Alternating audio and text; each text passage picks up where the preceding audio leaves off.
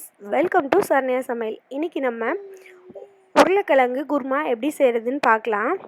இப்போ நம்ம காய்கறி எதுவும் இல்லாத நேரத்தில் பார்த்திங்கன்னா, நம்ம சப்பாத்தி பூரிக்கெலாம் பார்த்திங்கன்னா உருளைக்கிழங்கு மட்டும் இருந்தால் போதும். இது நம்ம சீக்கிரமாக செஞ்சிடலாம்.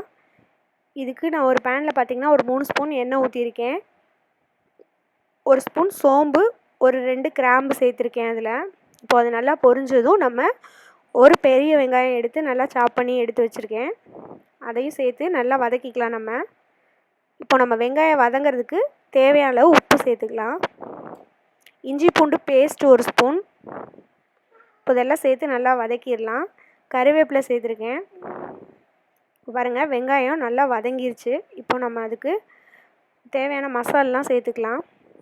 இப்போ மஞ்சள்தூள் ஒரு 1/4 ஸ்பூன் சேர்த்துருக்கேன். மிளகாத்தூள் நம்ம காரத்துக்கு தேவையான அளவு சேர்த்துக்கலாம். நான் 1 ஸ்பூன் சேர்த்துருக்கேன். கரம் மசாலா 1 ஸ்பூன்.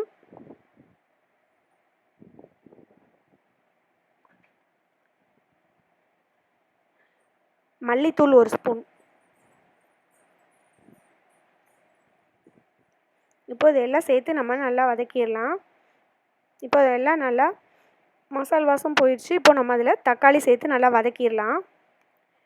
இப்போ பார்த்துக்கிட்டிங்கன்னா நம்ம சேர்த்துருக்க அந்த மசாலாம் வந்து கருகிராமல் இருக்கிறதுக்காக நம்ம கொஞ்சமாக தண்ணி ஊற்றி நம்ம நல்லா அதை வேக வச்சுக்கலாம்.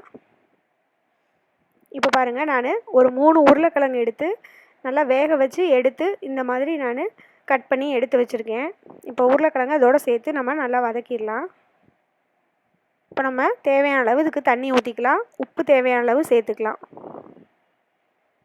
இப்போது நம்ம இதுக்கு அரைக்கிறதுக்கு என்னென்னு பார்க்கலாம். தேங்காய் பாருங்கள், நான் இந்த அளவுக்கு எடுத்திருக்கேன். நீங்கள் அதிகமாக சேர்க்கும்போது தேங்காய் அதிகமாக எல்லாமே அதிகமாக சேர்த்துக்கலாம். சீரகம் வந்து 1 ஸ்பூன் சேர்க்குறேன்.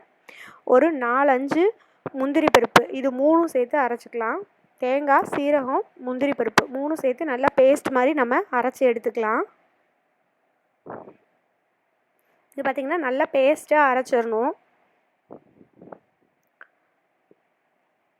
நம்ம இதே இப்போ தேங்காய் அரைச்சி ஊற்றாமலும் நம்ம சேர்த்துக்கலாம். இது அரைச்சி ஊற்றினோம் அப்படின்னா கொஞ்சம் நல்லா டேஸ்ட்டாக இருக்கும். இது பார்த்திங்கன்னா சப்பாத்தி பூரி எல்லாத்துக்குமே ரொம்ப டேஸ்ட்டாக இருக்கும். தோசைக்குமே சூப்பராக இருக்கும். நம்ம உருளைக்கிழங்கு மட்டும் இருந்தால் போதும், நம்ம சீக்கிரமாக இந்த குருமா இது மாதிரி ரெடி பண்ணிடலாம். இப்போ பாருங்கள், நான் கஸ்தூரி மேத்தி ஒரு ஸ்பூன் எடுத்திருக்கேன். எடுத்து நல்லா க்ரஷ் பண்ணி அதில் சேர்த்துக்கிட்டேன். உங்களுக்கு இன்னும் நல்லா கிரேவியாக வேணும் அப்படின்னா இன்னும் கொஞ்ச நேரம் நம்ம சிம்லேயே வச்சிட்டோம் அப்படின்னா நல்லா கிரேவியாக வந்துடும். பாருங்கள் சூப்பராக ரெடி ஆயிடுச்சு. கண்டிப்பாக எல்லாருமே ட்ரை பண்ணி பாருங்கள். ட்ரை பண்ணி பார்த்துட்டு கமெண்ட் சொல்லுங்கள். இந்த வீடியோ உங்களுக்கு பிடிச்சிருந்தா லைக் பண்ணுங்கள், ஷேர் பண்ணுங்கள், மறக்காமல் சப்ஸ்கிரைப் பண்ணுங்கள். Make it simple, feel the taste.